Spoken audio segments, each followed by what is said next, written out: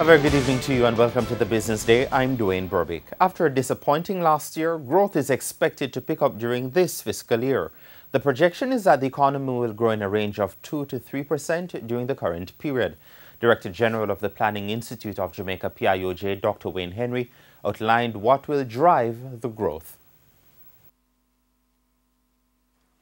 This baseline forecast is largely predicated on the resumption of operations at Alpart, Jamaica's largest alumina refinery.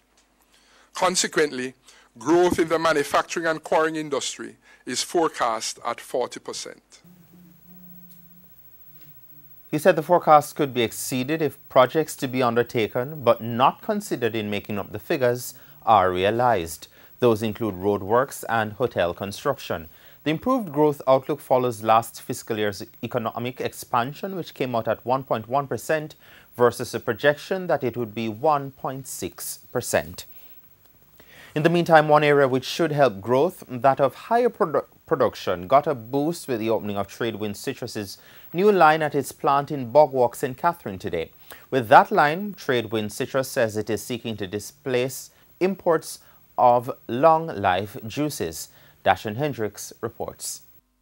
With the cut of a ribbon on a Tuesday, Tradewind Citrus, producers of True Juice and Fresh brand beverages, officially opened its new 800-litre per hour Tetra Pak juice line. The total capital investment over the past 3 years to complete all the projects mentioned has been just over 1.25 billion Jamaican dollars. The investment doubles the capacity of the company.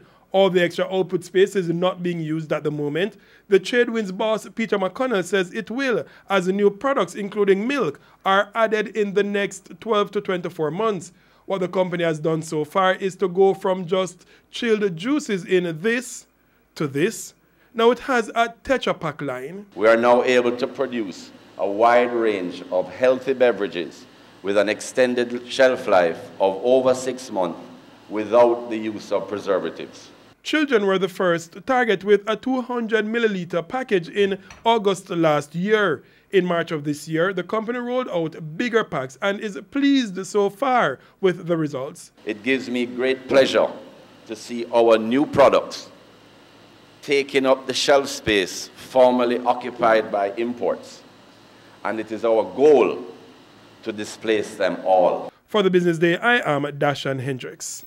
In the meantime, Prime Minister Andrew Holness, who was at the opening of Tradewind Citrus's new line, called for more corporate interest in agriculture and agro-processing. He said in the coming months he will be taking personal interest in ensuring agriculture gains more corporate investment. We need to get our growth engine running much faster.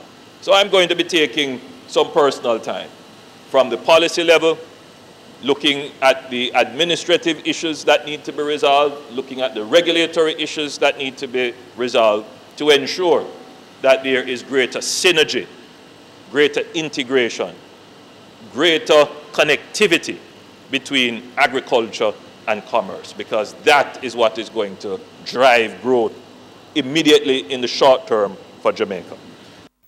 Currency trading ended today with the US dollar selling for $130.13.